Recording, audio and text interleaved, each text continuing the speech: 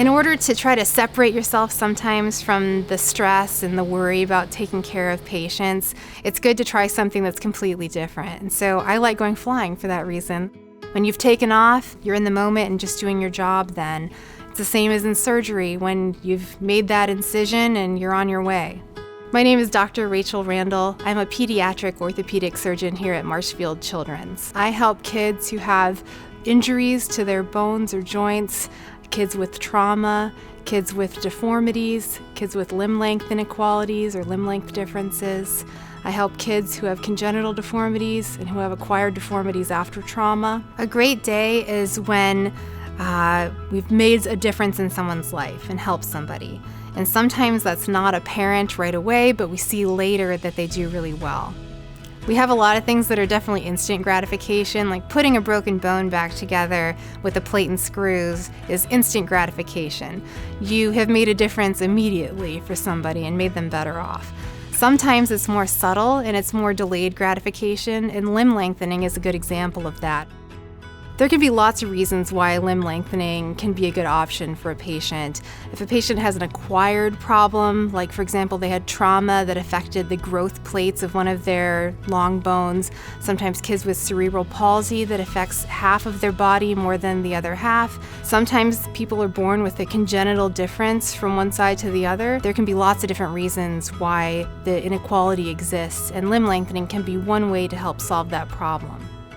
We're surrounded by subspecialists in every area that we need to help these kids.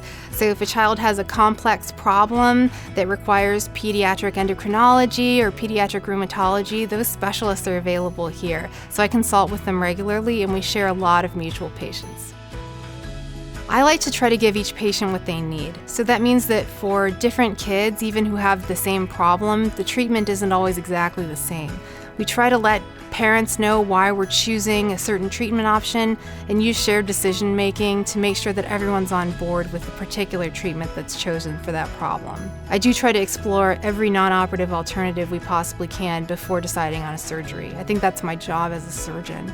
I mean, surgery is difficult for kids and for adults. You're making yourself really vulnerable when you're signing up to let somebody put you to sleep and do surgery on you. And so it's an incredible amount of trust that patients put in us, and we take that very seriously.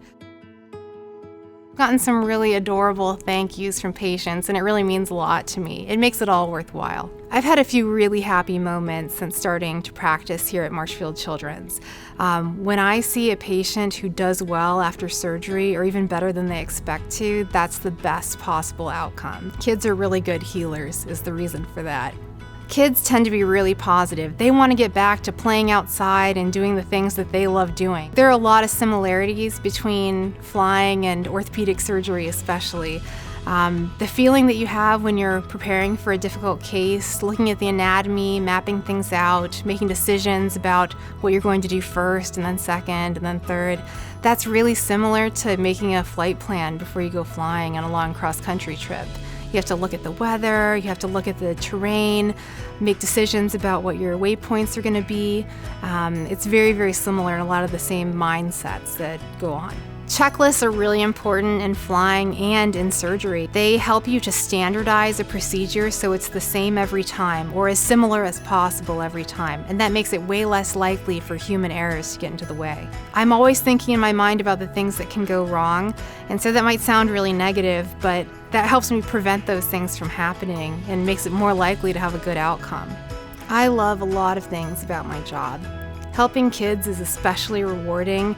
You get to see them make their progress through their healing and then enjoy the work that you've helped them with for years to come.